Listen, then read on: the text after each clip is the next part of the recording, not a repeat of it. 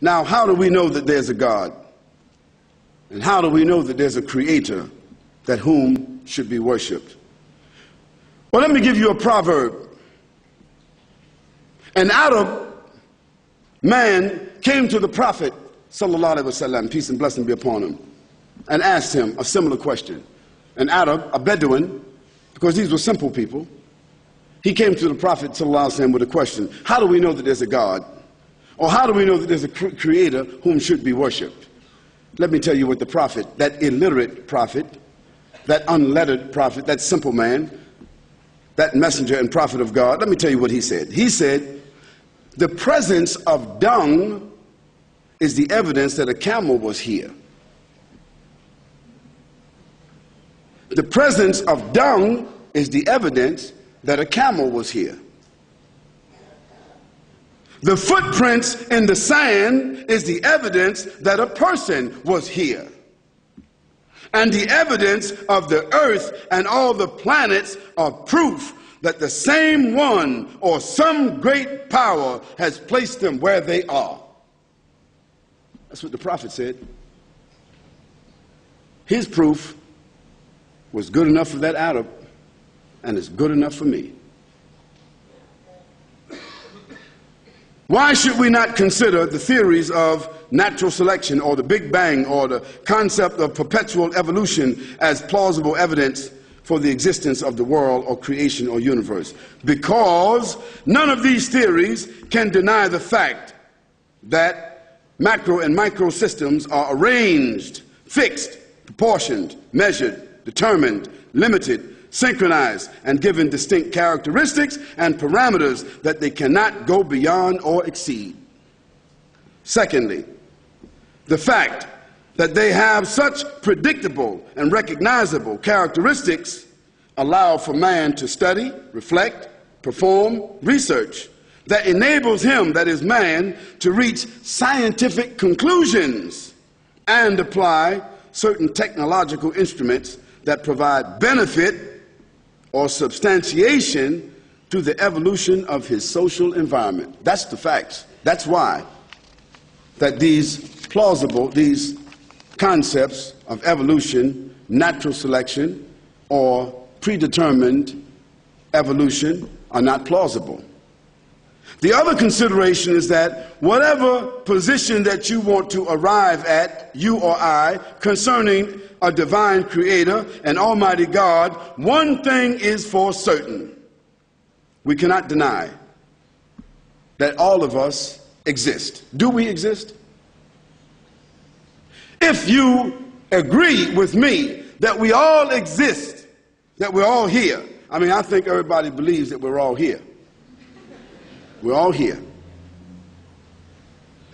And we are subsisting and being sustained through a unique balance of environmental phenomena that we are not the authors of, then someone, some great power, has to be, must be the author and responsible for all of this. Now those prophets and messengers, all of them, profound men, they all said to their people that there is no God except Almighty God. That means there's nothing to be worshipped, nothing to be obeyed, nothing to be adored, nothing to be bowed down to, nothing to subordinate to except the Almighty. That's what they said. And they said that that Lord and Creator not only has designed the heavens and the earth, not only has put laws in the earth, but has also created a legislation, a morality, and a system for the human beings to live. Because would you think that as a parent that you work as hard as you do, pursue your own education and your own career, and build a house or buy a house, and have a family, and then you have children, and you don't create an environment, or you don't set down any ethics or any code of behavior for your children, don't you?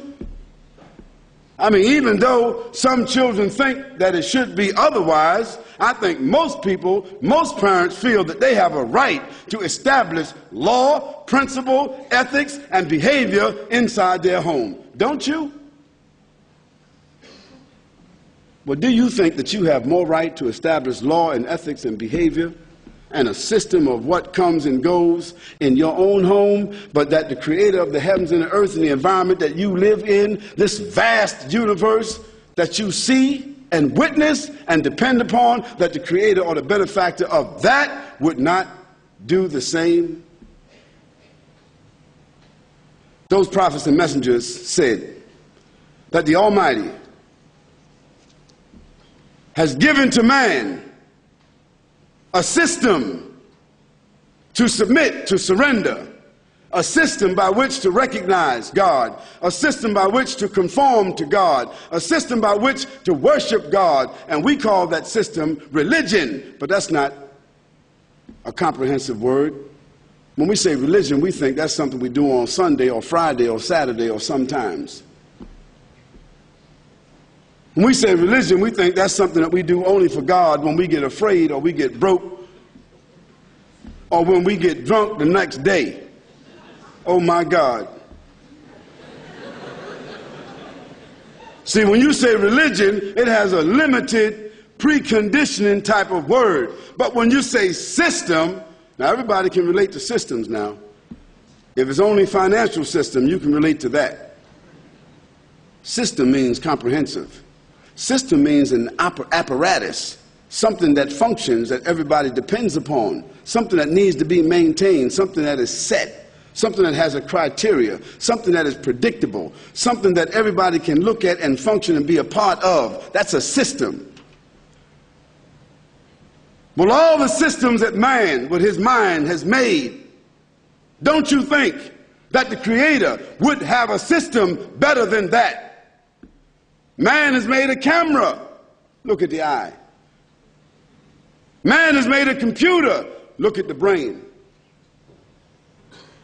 Man has made nuclear plants. Look at the heart. Man has created apparatuses to do different chemical analyses. Look at the kidneys. Man has created all kinds of instruments to remember, to detect, to do forensics. Look how the human body functions.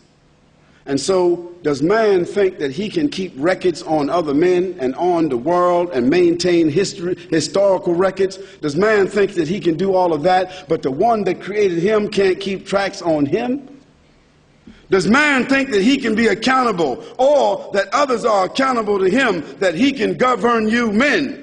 Government, that he can govern you men, that he can create government, but that the Creator who has made the heavens and the earth does not have the ability to hold us accountable? The prophets and the messengers of Almighty God said to those at that time, to their people, that the system in front of the Creator starts with submission. Submission means peace. And peace is a part of prosperity. How can a human being have peace with another human being? How can a peace process move forward? How we can find a solution, a peaceful solution? How can nations have peace together when they are at war with God? Being at war with God is like being at war with your own conscience. Being at war with God is like denying your father and mother.